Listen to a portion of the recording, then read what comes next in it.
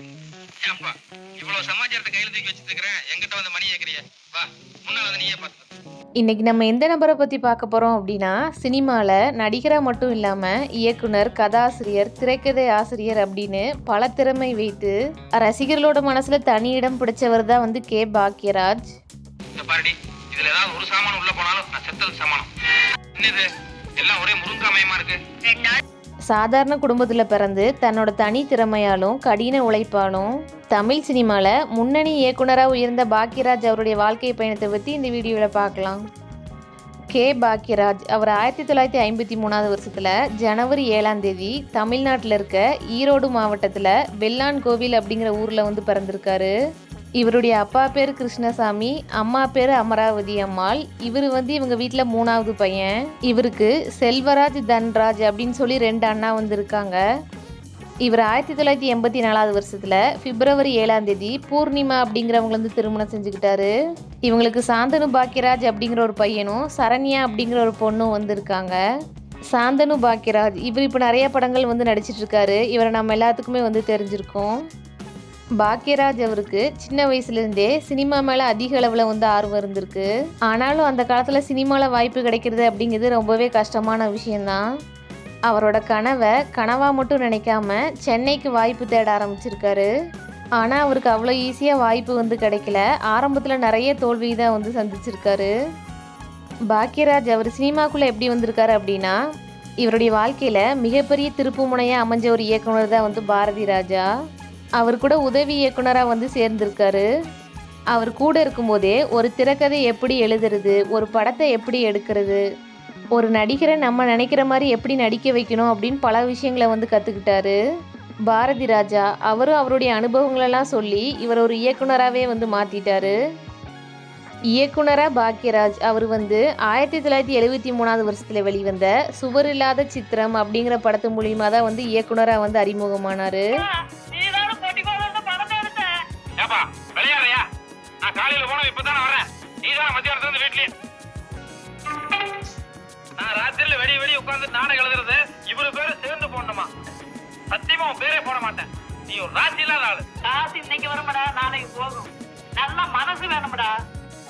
இயக்குனராக மட்டுமே 27 படங்களை வந்து இயக்கியிருக்காரு. அது என்ன அப்படின்னா, 1979 வருஷத்தில் வெளிவந்த சுவர் இல்லாத சித்திரம், 1980 வருஷத்தில் வெளிவந்த ஒரு கை ஓசை, 1981 வருஷத்தில் வெளிவந்த மௌன கீதங்கள், 1981 வருஷத்தில் வெளிவந்த இன்று போய் நாளை வா, 1981 வருஷத்தில் வெளிவந்த விடியும் வரை காத்திரு, 1981 வருஷத்தில் வெளிவந்த அந்த 7 நாட்கள், 1981 வருஷத்தில் வெளிவந்த தூரல் நின்று போச்சு, 1981 வருஷத்தில் வெளிவந்த பொய் சாட்சி, 1982 வருஷத்தில் வெளிவந்த டார்லிங் டார்லிங் டார்லிங், 1983 வருஷத்தில் வெளிவந்த முந்தானை முடிச்சு, 1984 வருஷத்தில் வெளிவந்த தாவணி கனவுகள், 1985 வருஷத்தில் வெளிவந்த சின்ன வீடு, 1986 வருஷத்தில் வெளிவந்த அவசர போலீஸ் 100, 1987 வருஷத்தில் வெளிவந்த எங்க சின்ன ராஜா, 1989 வருஷத்தில் வெளிவந்த ஆராரோ ஆரிராரோ, 1991 வருஷத்தில் வெளிவந்த பவுனு பவுனு தான், 1992 வருஷத்தில் வெளிவந்த சுந்தர காண்டம், 1992 வருஷத்தில் வெளிவந்த ராசுக்குட்டி, 1994 வருஷத்தில் வெளிவந்த வீட்டில் விசேஷங்க, 1995 வருஷத்தில் வெளிவந்த ஒரு ஊரில் ஒரு ராஜகுமாரி, 1998 வருஷத்தில் வெளிவந்த வேட்டியம் அடிச்சுக்கட்டு, 2003 வருஷத்தில் வெளிவந்த சொக்கத்தங்கம், 2006 வருஷத்தில் வெளிவந்த பாரிஜாதம், 2010 வருஷத்தில் வெளிவந்த சித்து +2. இந்த 27 படத்தையுமே வந்து இயக்கியிருக்காரு. இயக்குனராக மட்டும் இல்லாமல் நடிகராக 75க்கு மேற்பட்ட படத்தில் 1978 வருஷத்துலேருந்து 2025 வருஷம் வரைக்கும் 75க்கு மேலே படங்கள் வந்து பண்ணியிருக்காரு. முந்தானை முடிச்சு, சொல்லுங்க. நேத்து கத்திரிக்காய் முருங்கை சாம்பார் நல்லா இருந்ததா? பேசுங்கடா. உப்புக்கு பத்தலன்னா சொல்லுங்க, நாளையில இருந்து உங்க அளவு போட்டு வைக்கிறேன். சின்ன வீடு, தூறல் நின்று போச்சு, அந்த 7 நாட்கள், 16 வயதினிலே, டார்லிங் டார்லிங் டார்லிங், மௌன கீதங்கள், ஒரு ஊரில் ஒரு ராஜகுமாரி, தாவணி கனவுகள், பொய் சாட்சி, விதி, வீட்டில் விசேஷங்க, பவுனு பவுனு தான், விடியும் வரை காத்திரு, ராசுக்குட்டி, இது நம்ம ஆளு, எங்க சின்ன ராசா, சிகப்பு ரோஜாக்கள், புதிய வார்ப்புகள், கன்னி பருவத்திலே, வேட்டியும் அடிச்சுக்கட்டு, உத்தம புத்திரன் அப்படின்னு பல வெற்றி படங்களில் வந்து நடிச்சிருக்காரு.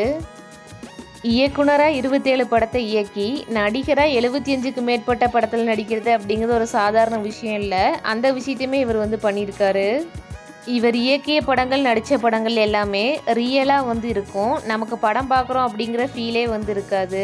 அந்த படத்து கூட சேர்ந்து நம்மளும் வாழ்ந்துருக்கோம் அப்படின்னு தான் வந்து சொல்லணும்.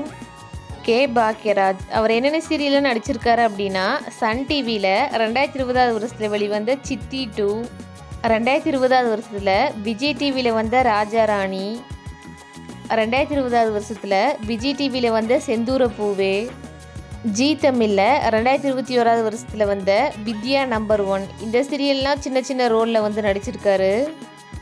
டிவி நிகழ்ச்சின்னு பார்த்துக்கிட்டோம் அப்படின்னா 2014 வருஷத்தில் வேந்தர் டிவியில் நினைத்தாலே இனிக்கும், 2015 வருஷத்தில் விஜய் டிவியில் காஃபி வித் டிடி, 2016 வருஷத்தில் ஜி தமிழில் வந்த ஜூனியர் சூப்பர் ஸ்டார், 2019 வருஷத்தில் காமெடி ஸ்டார் சீசன் 2, இது வந்து மலையாள மொழியில் ஒரு நிகழ்ச்சி வந்து நடந்துச்சு.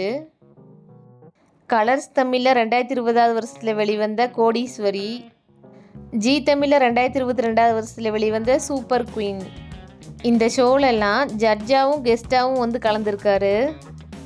இவருக்கு என்னென்ன அவார்டெல்லாம் கிடச்சிருக்கு அப்படின்னா, 2014 வருஷத்தில் ஃபிலிம்ஃபேர் அவார்டு, முந்தானை முடிச்சு எங்க சின்ன ராஜா, இந்த 2 படத்துக்காகவும் வந்து கிடச்சிருக்கு. 1979 வருஷத்தில் பெஸ்ட் டைலாக் ரைட்டிங் அப்படிங்கிற அவார்டு வந்து ஒரு கை ஓசை அப்படிங்கிற படத்துக்கு வந்து கிடச்சிருக்கு. தமிழ்நாடு ஸ்டேட் ஃபிலிம் அவார்டு, இந்த அவார்டு வந்து புதிய வார்ப்புகள் அப்படிங்கிற படத்துக்கும் ஒரு கை ஓசை அப்படிங்கிற படத்துக்கும் வந்து கிடச்சிருக்கு. சைமா அவார்டு, இந்த அவார்டு வந்து வாழ்நாள் சாதனையாளர் விருது அப்படின்னு வந்து இவருக்கு விருது கொடுத்துருக்காங்க. சாதாரண ஒரு இளைஞராக தனது கனவை துரத்தி தமிழ் சினிமாவில் முக்கிய இயக்குனராகவும் நடிகராகவும் வந்து உயர்ந்திருக்காரு. இவர் இல்லைனாலும் இவர் இயக்கிய படங்களும் நடித்த படங்களும் நம்ம கூட எப்பவுமே வந்து வாழ்ந்துட்டுருக்கோம். இவருடைய வாழ்க்கை பயணம் எப்படி இருந்துச்சு அப்படிங்கிறதையும், இவர் இயக்கிய படங்களில் நடித்த படங்களில் உங்களுக்கு எது பிடிக்கும் அப்படிங்கிறதையும் வந்து கமெண்ட்ஸில் சொல்லுங்கள். இந்த வீடியோ உங்களுக்கு பிடிச்சிருந்துச்சு அப்படின்னா இந்த வீடியோக்கு ஒரு லைக் பண்ணி நம்மளோட சேனலை சப்ஸ்கிரைப் பண்ணிக்கோங்க.